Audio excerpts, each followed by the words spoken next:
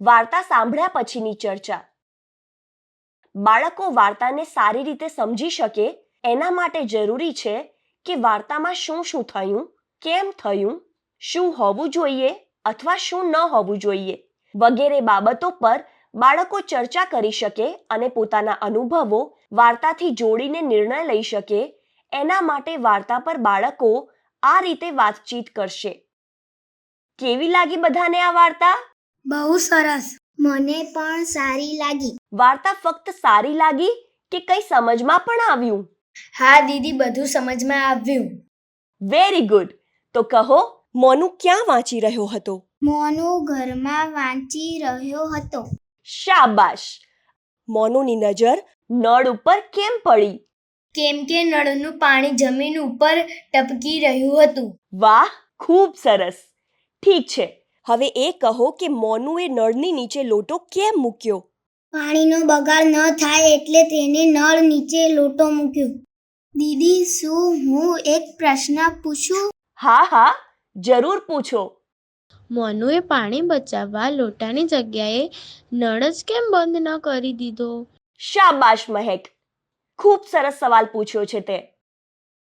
તો કોણ કહેશે આનો જવાબ? હું કહું છું, કદાચ નળ જ ખરાબ હશે એટલે માટે મોનુએ નળને બંધ કરવાની જગ્યાએ નીચે લોટો જ મૂકી દીધો. હા, એવું હોઈ શકે છે. શાબાશ. આગળનો પ્રશ્ન દીદી હું પૂછીશ અને મારો પ્રશ્ન છે, પાણીને બચાવવા આપણે શું શું કરવું જોઈએ? આનો જવાબ પહેલા હું આપું છું. જરૂર વગર નળને ચાલુ ન રાખવો જોઈએ. ટપકતા નળને રિપેર કરાવવા જોઈએ. વાસણ કે હાથ ધોતી વખતે નળને સતત ચાલુ ન રાખવો જોઈએ. અને હા, નળને ધીમો રાખી કામ કરવું જોઈએ. અને નહાવા માટે ડોલ અને ટબનો ઉપયોગ કરવો જોઈએ. બહુ સરસ.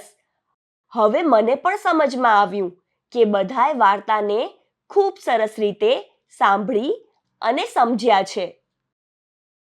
બાળકો સાથે વાર્તા વિશે વાત કરતી વખતે અલગ અલગ પ્રકારના પ્રશ્નો પૂછો. જેમ કે, વાર્તામાં કોણ કોણ હતું? મોનુ શું કરી રહ્યો હતો? આપણે પાણીનો ઉપયોગ કયા કયા કાર્ય માટે કરીએ છીએ? પાણી કોના માટે અને કેમ જરૂરી છે? આપણે પાણીનો બગાડ થતો કેવી રીતે અટકાવી શકીએ?